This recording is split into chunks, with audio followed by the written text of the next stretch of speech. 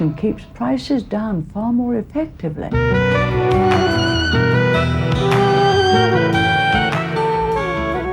As long as suffering of sentient being remain, I will remain in order to serve.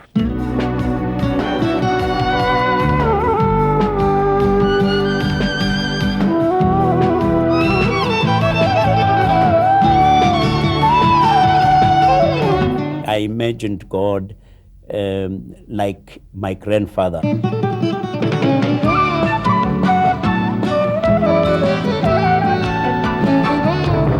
In conversation tonight, my guest has revived, reinterpreted, and put on the international map an ancient Indian tradition. Delighted to welcome Mr. B.K.S. Iyengar, Thank you very who's much. perhaps the best known yoga expert and teacher anywhere in the world. Mr. Iyengar, tell us a little bit about yoga. What can we understand by the idea of yoga? You know, the word yoga was interpreted as karma yoga, jnana yoga, bhakti yoga, raja yoga, hatha yoga, mantra yoga only about 200 years ago, 150 to 200 years back. Previously it was called margas, or the paths. So there were only 4 paths as according to the rishis' statements: jnana marga, bhakti marga, karma marga, and yoga marga. But when Vivekananda ji presented this great art, when he said karma yoga, so he had to call this yoga marga as Raja Yoga, and then the division started coming. But honestly, having read lots of books on yoga, having practiced yoga, as far as my understanding goes, yoga is one. As people call God in different names, but he is one. Yoga is one, but as it branches off the trunk, so different people give different names. Hatha yoga has been misinterpreted, certainly to a very great extent, as physical yoga. But hatha means willpower. And when the word Raja Yoga has been used, they have taken only from Hatha Yoga text. Indriyanyam hi manonataha, manonatasya marataha, maratasya layonataha, salayo nadamastritaha. That depends upon breath. So, king of the senses or the mind. So, mind is considered as the king, therefore, the word Raja Yoga came, control of mind. Whereas, willpower is stronger than mind. It's a gross product of the mind, is a gross product of willpower, intelligence, and so on and so forth. So, considering all this, Patanjali considers all this put together as Kriya Yoga. And this Kriya Yoga as Tapas, Swadhyaya, and Ishvara Pranidhana. In the art of Tapas, we have, again, misinterpretation is there, austerity, and so on and so forth. Kayendriya Siddhir Ashuddhikshayat Tapasa, that is what Patanjali says. The definition of tapas is to cleanse the body and to keep the senses clean.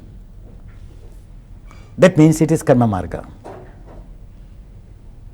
Because they have to practice yama, niyama, rituals. In those days, karma marga was quite different than what we are speaking of karma marga today. Without serving their daily prayers, sandhya, rituals, they were all considered as karma marga. So yoga, for me, as far as I understand, is to unite the body with the mind, and taking body and mind together to be in par with the eternal, evergreen state of this self. In most people's sort of experience and sort of the image that they get when they think of yoga is obviously yogic postures. Yes. And particularly when we look at sort of your perhaps most famous book, Light in Yoga, you see these incredibly complex postures which seem unattainable. Yes. What function and purpose do these serve?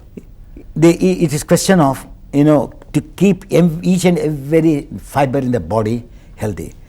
If you permit me, I will give you a new revelation according to Patanjali alone. People say any comfortable pose where you feel a joy is an asana. But having studied so much, I feel that when Patanjali says Sthira Sukham Asanam, Sthira, I have to connect to the very essence of yoga, Yogas Chitta Vritti Nirodha. When the Chitta Vrittis of the Chitta, or the waves of the thoughts, or waves of the consciousness is restrained, there is stability. So while practicing the asanas in a spiritual line, even Patanjali says stability of the mind will come by the practice of asanas, because there is no other movement except that position, posture. And sukha, when he uses the word, whether it's a spiritual bliss or a mental bliss, Patanjali again says sthira sukham raga sukha sukhanushayi ragaha. The happiness leads to attachment. Here he says sthira sukham asanam. Here, if we take that meaning of that sukha, he is in the sutra where he says vitarka vichara ananda asmita rupa anugamat samprajnatah, state of samadhi. So this sukha is that of ananda, of samadhi, which he explains. By that, you experience the state of infinity. You know, you mentioned this aspect of being comfortable. Yes. And you sort of given this added fresh insight into this. Yes. You know, when people talk about the kind of yoga you Yes, teach, they yes. say he's a very stern taskmaster.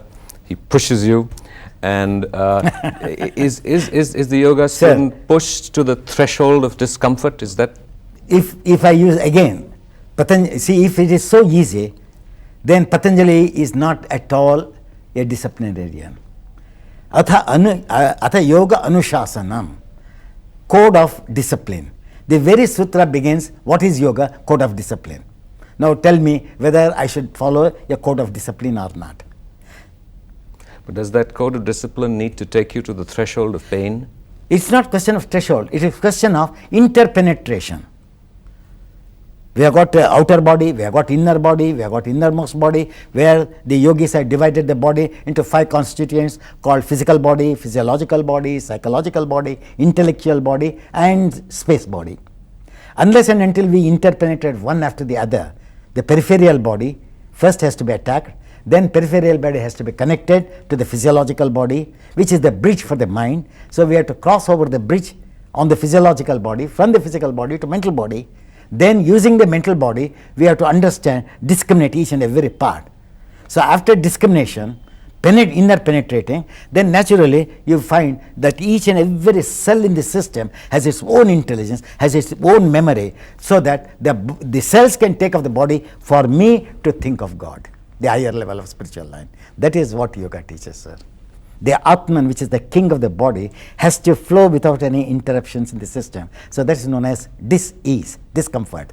So we do various asanas, and yogis gave so many asanas for the simple reason that as God is in the universal existence in everything, the yogi started, can I create this Atman to take various shapes and enjoy the various shapes of the body? That is how the asanas came into existence. As a purist, and yogis gave so many asanas for the simple reason that as God is in the universal existence in everything, the yogi started, can I create this Atman to take various shapes and enjoy the various shapes of the body? That is how the asanas came into existence. as a purist, how would you respond to the fact that in most cities now, Yes. you have different groups and institutions who are sort of conducting yoga for better living courses, Yes. who don't really go into the kind of detail and depth that you do? What advice would you give to people who want to sort of do yoga, so they want to get rid of Sir, arthritis or? See, from the time immemorial,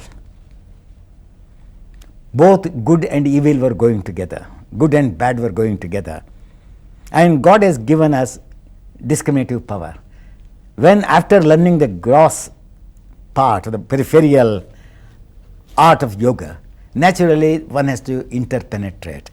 But the people are not willing to interpenetrate. That's why the purity of yoga is lost. So, as Duryodhana was also there, Dharmaraja was also there, who was an example of right and another example of evil, but both were going together. Then later the right alone came up. So here also probably I am very happy that yoga, which was forgotten entirely, Now, like mushrooms, it has come everywhere, and at least they have made a beginning, and I am sure when a beginning has been made, after touching the gross, probably they settle in the subtlest as time goes by. Given sort of this interpenetration of mind and Yes. body and the different levels that you've referred to, is it possible for a spiritually evolved master who has control of his mind Yes. to then not need the physical processes of yoga? No, sir, it is also needed. If you compare Yoga Sutras and others, I say there, for example, I can give the example. You know, I have taught, in the living example, I have taught Krishnaji, J. Krishnamurti. Such a highly evolved person. What are the problems he had? Nobody knew. Now, only after the death, he said he died of cancer. But remember, he had the cancer in 1960. Cancer of the prostate glands. So with all that, why did he call me to teach yoga, and a man was doing 3 hours every day? So that shows that though they had reached a certain level, the body was decaying, and like Krishnamurti realized, and he started doing. So 1960, he lived for 25 years with the cancer, which is an amazement, or I can say it's a miracle of yoga. For him to be kept so long and so lively. And another example of Sri Ramana Maharshi, he died of cancer. Though he had reached the highest level, but at the same, though he was detached, Ramana Maharshi was completely detached. Though he said, all right, he can amputate my arm. Do you and I, have we got that willpower to surrender to such an extent? So, seeing this example, Patanjali says, very well he has said, anavasthitattvani chitta vikshepas tantara. Though you have reached the state of samadhi, remember the fall may come, so please continue. He is the only man, as a practical person, who has guided, even after reaching the samadhi, do not stop your sadhana. It becomes anavastha. Avastha becomes anavastha. So you lose control. Is there a risk that people who are doing yoga, as you described, at its grosser levels, Yes. may develop a heightened sense of body consciousness? You are right. Yoga is working on a threshold.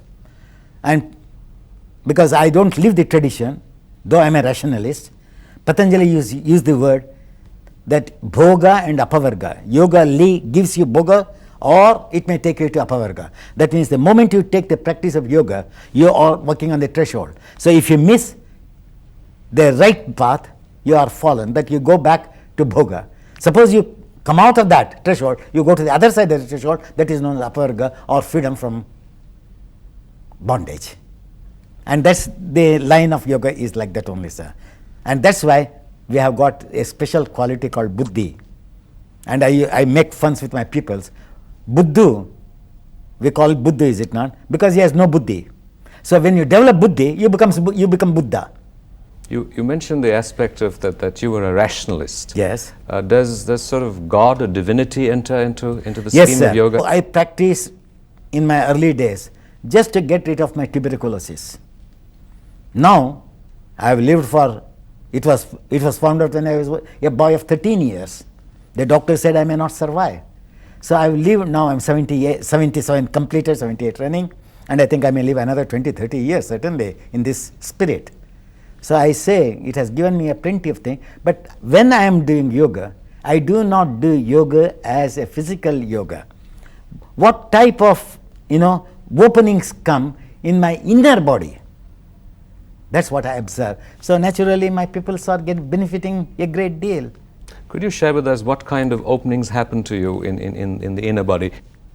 As you speak of the threshold, the intellectual threshold is, we speak of attention. And when we speak of attention, it is an intellectual vertical grip.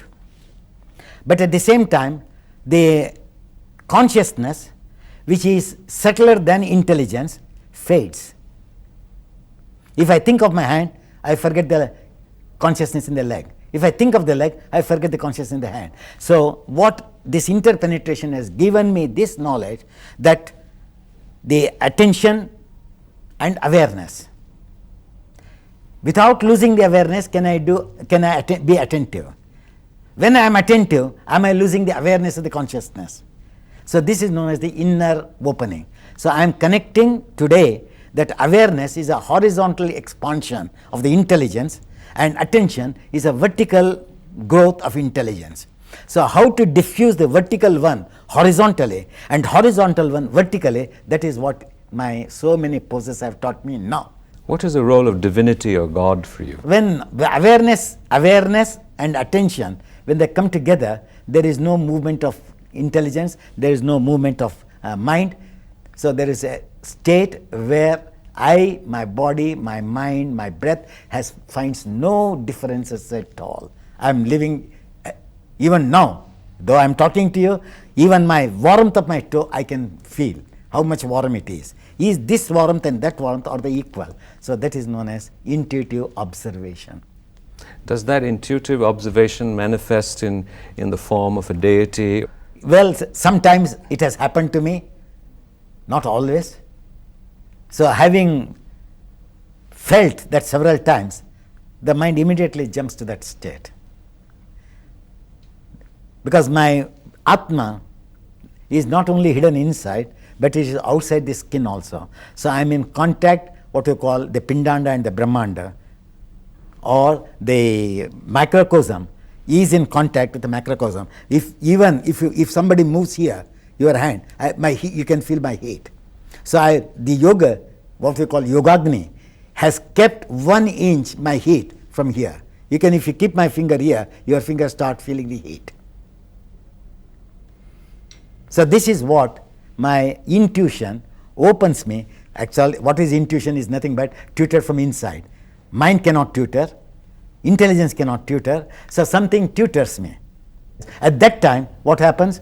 There is no movement, there is no thought. It's completely a state of forgetfulness of body and mind, but to be one with the cosmic energy and the individual energy meeting together. That's how it is pranayama. When you talk about energy and you're talking about pranayama and you're talking about prana, yes. Could you sort of share with us the explanation of prana as opposed to the physical breath that we're breathing in and out? Sir, I have to give a new word. Vishwa Chaitanya Shakti is the cosmic energy. But unfortunately, that is because prana is infinite, which cannot be seen by these eyes. Like God cannot be seen easily. The hidden energy, which is in the cosmic energy, is known as prana. We are made up of panchavayus, prana, apana, vyana, udana and samana. So this prana and apana, udana, samana are the 5 vayus. Then which is the major vayu? It took me 60 years to know that prana is quite different to Vishwa Chaitanya Shakti. What is Vishwa Chaitanya Shakti? The power which is in the external atmosphere, which cannot be explained, which cannot be expressed, but only can be felt. So that power is taken through our normal inhalation, exhalation. That power which cannot be, unless the scientists work and separate, like a atom and nuclear atoms. Like that, there are nuclear atoms in the atmospheric air, which produces energy in our system. By coming in contact with the inner energy, the outer energy fuses together and produces energy, like electricity. So if we can understand that when we do Puraka, we are drawing that inner essence of the breath. That's why the yogis gave blocking of the nostrils.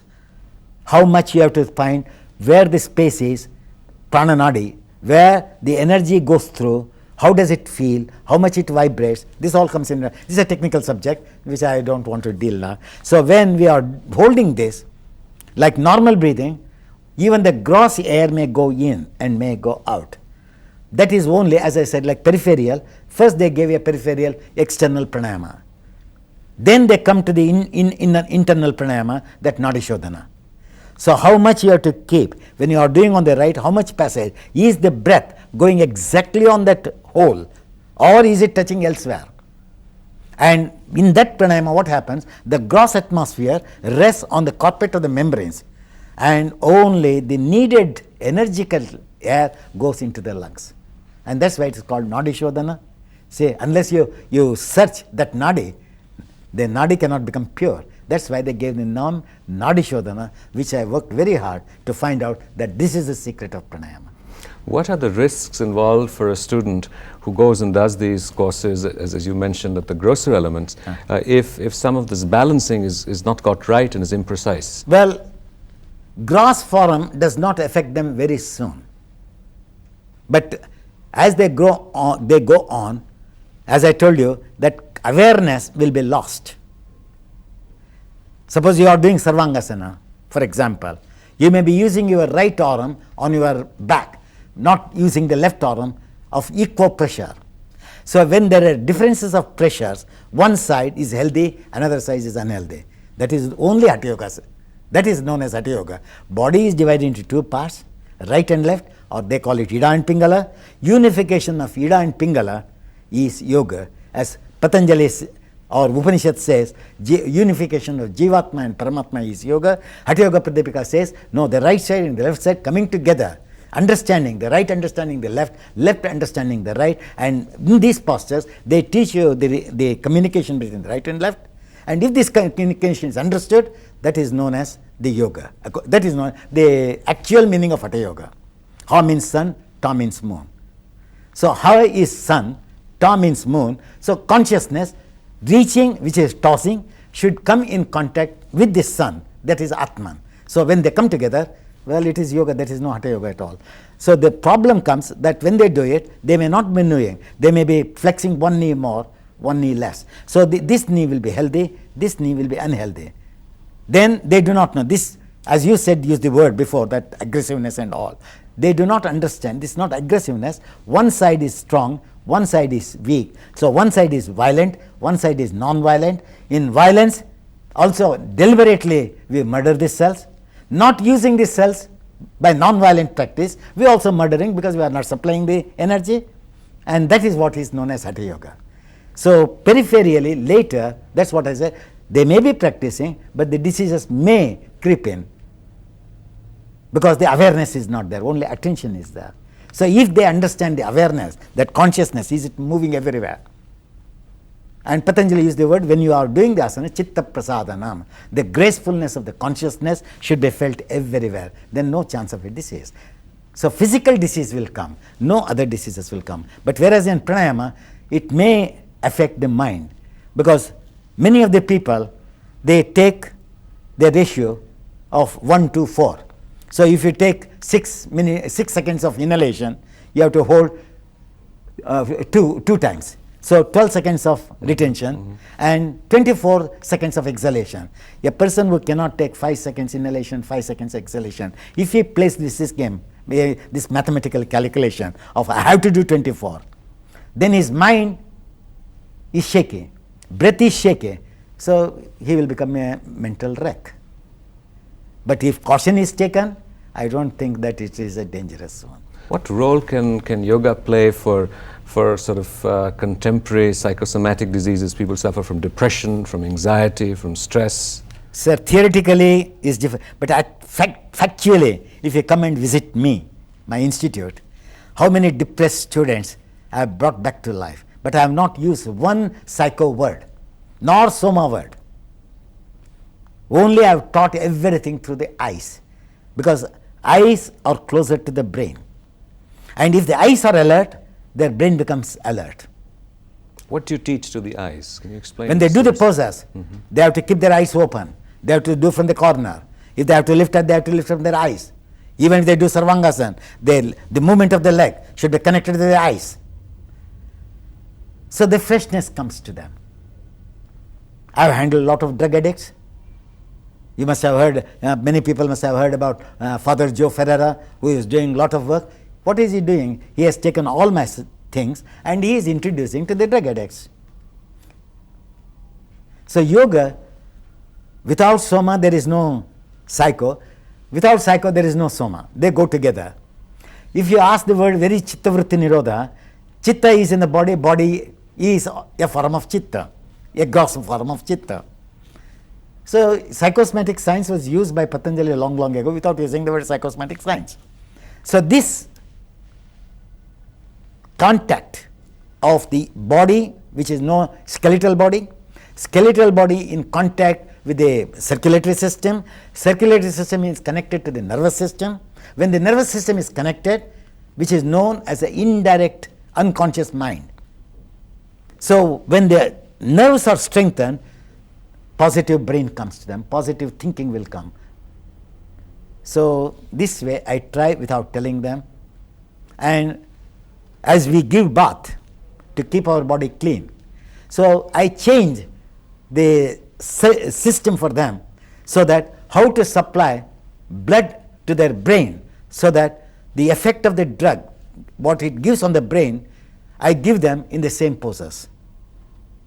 Don't you feel this sensation without taking drugs? They say something amazing. So that's how I take them back to yoga and to natural life. As someone who has reached the pinnacle of yogic practice and as a teacher has impacted and touched the lives of millions of people all over the world, what aspiration or agenda do you have for the 20, 30 years that you said you will live? Nothing, sir, only to practice. See, everybody asks me nowadays, even now, I teach less, I practice 5-6 hours. If you want to, you can ask my daughter whether I practice or not. Where I have stopped, up to now, as you put me, I jocularly say to everybody, I did up to now a human service. As I benefited, I wanted others to get benefited. So I did. I think I've got more than 20 to 30 million students spread all over the world. And there is also a second ring, third ring. Fortunately, what I have taught will not die soon. If God gives me another life, so that I can spread that knowledge more and more to my students who want to learn yoga in the next life. Well, we pray for the success of that endeavor. Thank you very much. Thank indeed. you.